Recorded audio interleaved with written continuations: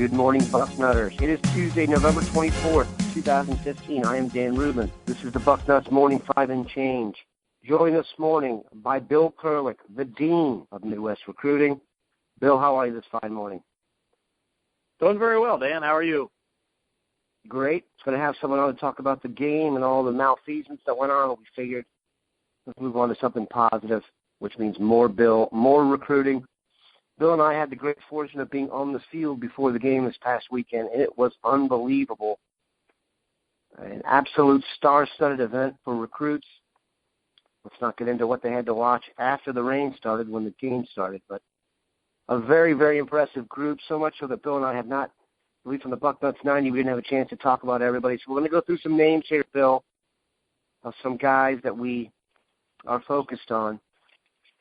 One of the topics I keep hammering on is it really does look like they're attempting to change the way they recruit receivers. If you look at the guys they've gone after now, and even the guys they got in the mix, it's Austin Mack, it's targets like Ben Victor, and targets like Jaylen Harris, a kid from Cleveland Heights who was there.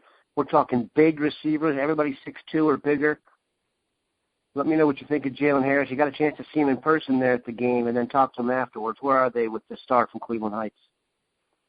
Well, one of the reasons that you're right, they are going after a lot of great tall receivers, and there's a reason. They don't have really any on the roster right now that are going to be there in a couple of years. You know, Michael Thomas has got some decent size and one or two others, but they've got a lot of the 5'11" to 6'1" type wide receivers, so they need those big receivers. And certainly the Jaylen Harris you mentioned, Dan, you know, he's a talented kid. I've seen him in person. I've seen him at High State's camp. You know, obviously, as you mentioned, he was on the sideline for the High State Michigan State game. Yeah, he's 6'4", 6'5", great athlete. He's in the hoop season now, and you know, he wasn't at all his enthusiasm dampened by the weather or the game or whatever. You know, he's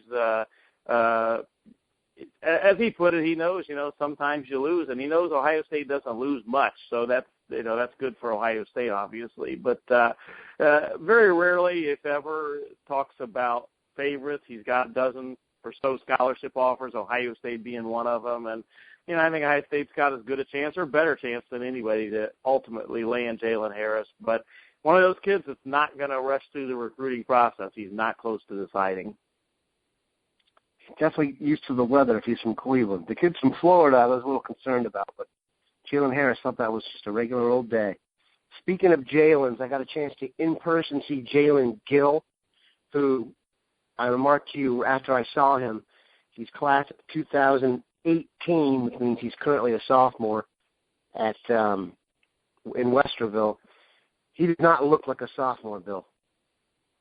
No, and he doesn't play like one either. But you're right. Just, you know, if you look at him, he looks older than a sophomore in high school. And just you know, I've seen him play in person. I saw him against Gahanna actually earlier near the beginning of the season, and I've seen him at camps. He's a camp warrior. He definitely he's had a scholarship offer from Ohio State for a long time, but that doesn't deter him from going to the camps. He goes to Ohio State camps and all, which is a good sign. You know, he's around the Ohio State coaches a lot, and it shows what kind of competitor he is. And the more you get a kid on campus, the better it is for you. And he's been on campus a lot, and you know. Right now, Ohio State is one of his top choices. He doesn't like to name a leader, but he has often named some top schools that make it stand out a little bit, and Ohio State has always been one of them when he's named those to me. Ohio State, Michigan State, Tennessee, UCLA are his top choices right now. You know, ultimately, I feel very good about Ohio State's chances of landing him. He's good friends with Marcus Williamson, who is committed to Ohio State, so yeah, it'll be interesting what position, though, that he plays in college. Right now he weighs about 170 pounds, 165, 170 pounds, and Tony Alford likes him as a running back. Of course, Zach Smith likes him as a wide receiver. He's just a great athlete, and it could really play running back, wide receiver, be a return-type guy in college, and Ohio State right now certainly has a very good chance, I think, to land Jalen Gill eventually. He was impressive in person. got a better looking mustache than I do, so he's good. And you know, if a kid's a sophomore and he's had an offer for a long time from Ohio State, that he's one of those special players. You hear great things about him. Number one athlete in the country, so he's a priority recruit for 2018 for sure. Another 2018er that was there, we thought might be the first commitment in the class, Jackson Carmen. I was crushing pictures of him the other day. If you want to look at a kid who looks like a prototype future tackle, it's Carmen. But he did not get an offer. Do you think he did not meet with the staff? Is that possible that it was just the game kind of didn't go the way they expected, or is that a thing where he's a back burner recruit?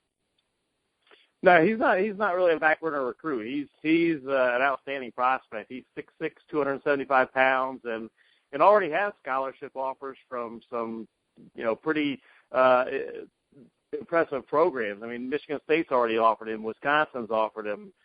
Michigan's offered him. Iowa has offered him. So, he's not a back burner recruit. He's definitely a talented prospect. Ohio State did not offer him. He didn't even get a chance to talk to the coaches. And, really, a lot of times the talking, at least when it comes to scholarship offers and that type of thing, comes after the game. And there wasn't a lot of that, obviously, for obvious reasons. Ohio State didn't come out on top, and a lot of the prospects knew that it wasn't a good time to go and talk to the staff members, and that's understandable. So Jackson Carmen did not actually end up staying around and talking to the coaches afterwards. But, I feel like he's going to get an offer from Ohio State. And, again, they wanted Jackson to get that offer in person from Urban, and I think that there's a very realistic possibility that happens when Jackson gets back on campus, and he's talking about going to one of Ohio State's bowl practices, so he'll get back on campus sooner rather than later. Bill, I'd be remiss if I didn't bring him up. Back to 2016, back to the guy who's basically kept the Bucknuts 90 and the BM5 recruiting segments in business here. Antoine Jackson from Georgia, the defensive tackle, was in town. He's going to take one more visit, we hear, but the decision could be impending. One of your last comments as we go down the stretch here in the Antoine Jackson recruitment. I still tend to like Ohio State's chances. I don't think it's over. You always worry when a kid's going to go to Auburn, a kid that's from Georgia is going to Auburn. So you always worry when he's going to go and visit Auburn again. But I still tend to like Ohio State's chances with Antoine Jackson. He's been to Ohio State several times. His dad has been to Ohio State a couple times now. His dad was with him this past weekend on the official visit. There's no doubt Antoine has a great relationship with Larry Johnson, Buckeyes defensive line coach, and Urban Meyer. They have a great relationship with Urban Meyer as well. So, you look at what's going on at Auburn, and, Ohio State just had their first loss, but things have been pretty tough at Auburn.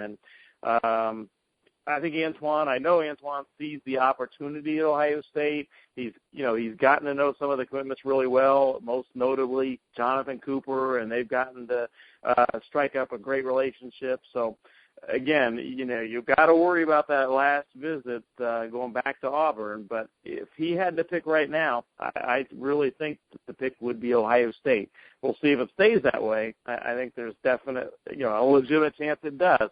But he's a kid that Ohio State really wants, and he knows that if he goes to Ohio State, he's got a chance. He's got the opportunity to play early. I don't want to say anything like that, but that's so obvious. They need help up front. Don't go back and watch the end of the game on tape if you want to see how things are going at defensive tackle for Ohio State. We appreciate Bill joining us. Let's keep our chins up, Buckeyes.